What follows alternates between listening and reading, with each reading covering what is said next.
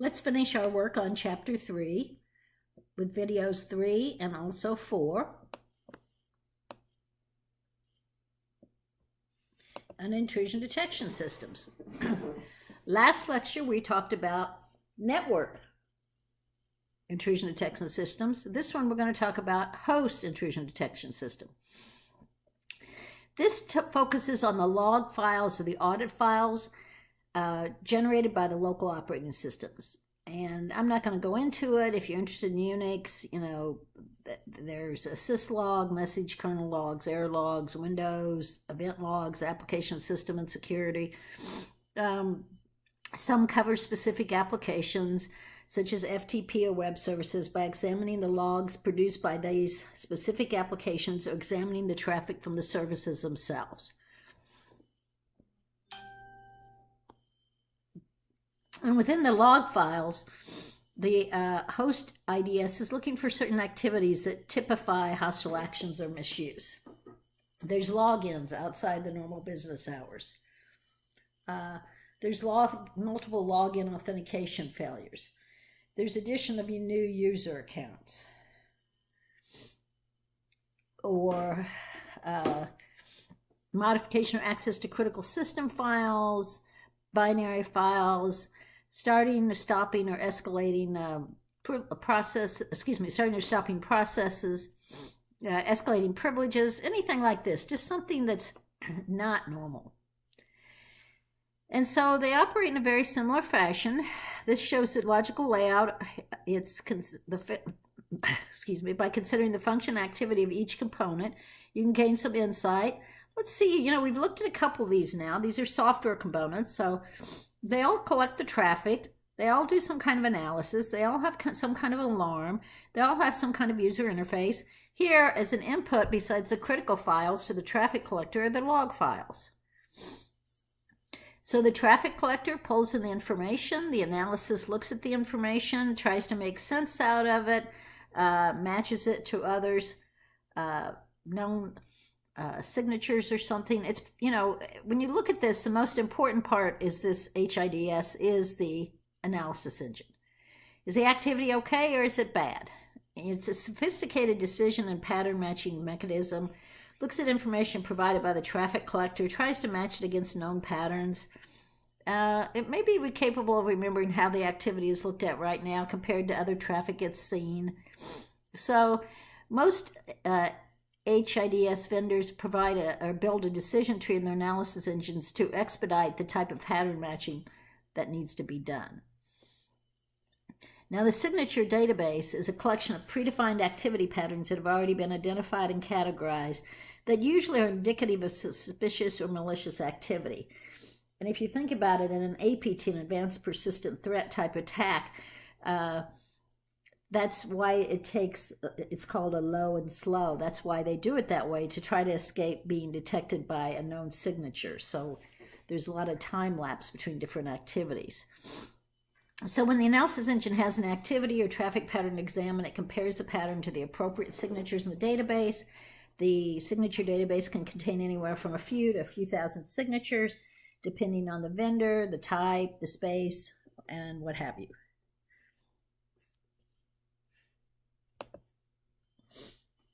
So here's what's advantage that make them a good choice for certain situations.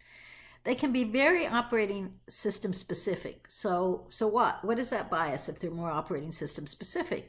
Well, they're going to have more detailed signatures specifically for that operating system. So it can be specifically designed to run on a certain operating system to protect certain type of applications, less general use, and it lets the developers concentrate on the specific things that affect the specific environment they are trying to protect. And with this type of focus, the developers can avoid, generic alarms and develop more specific detailed signatures, and also make the tool more effective. So the disadvantages, you must have a process on every system you have to watch. So there's a high cost of ownership, maintenance. You use local system resources. It's very focused view and cannot relate to activity around it. And it's logging only locally, so it could be compromised or disabled. So the difference between active and passive, again, passive simply watches the activity, analyzes it, generates alarm, doesn't interact. Same as we saw in the network IDSs, whereas the active contains the components and can react to something that it's analyzing. In a way, the way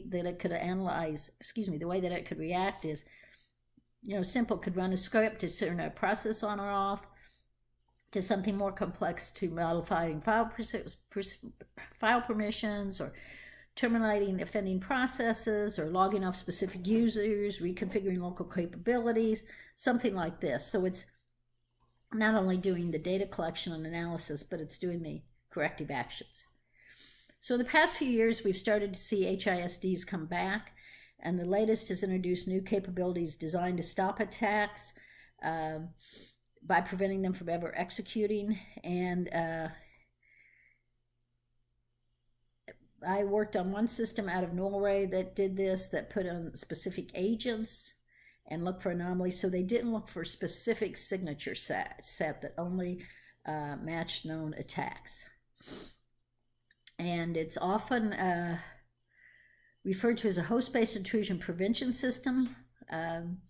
Uses the same. It prevents through an integrated system firewall, behavior and signature-based IDSs, application control, like the more advanced host-based offerings, which most vendors refer to as the HIPS or HIPS systems, combine these all into a single package.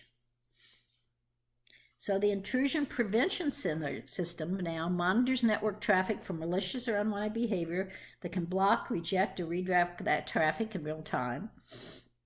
They have an internal signature database to compare network traffic against known bad traffic patterns. They can perform content-based inspections.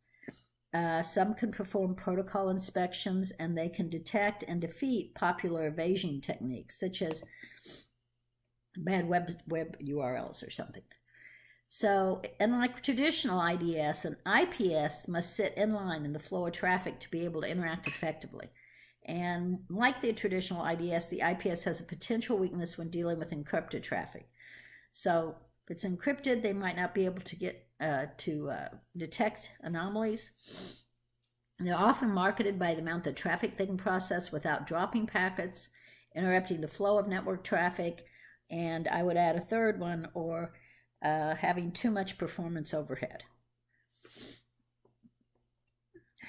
So honeypots, sometimes called a digital sandbox. It's an artificial environment where attackers can be contained and observed without putting real systems at risk. I would say a honeypot is a form of a digital sandbox, but it's sitting out there. It appears to be a weak system in place or a network, and so they record the activities of the hackers and information and additional security. So they try to figure out what's the nature of attack. Perhaps the honeypot's put in certain locations. What's the attackers trying to get?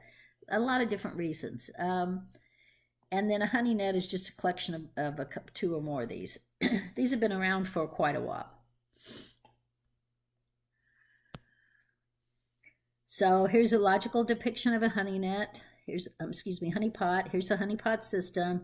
Hey, I'm a real network. I got some application servers, some user systems, some network traffic. Come on, I'm vulnerable. So the attacker comes in, and meanwhile, the honeypot system is actually collecting data on the attacker. And this is how they would do it with a Honeynet. Very neat kind of concept. I like it. Okay, so tools are vital part of any security professional's tool set. And we're going to start talking about these in the next video. They can be used for internal assessment activities, tracking down infected systems, whatever. Let's close this video. I think this is about enough, and we will go on to our fourth video and conclude chapter 13. Thank you.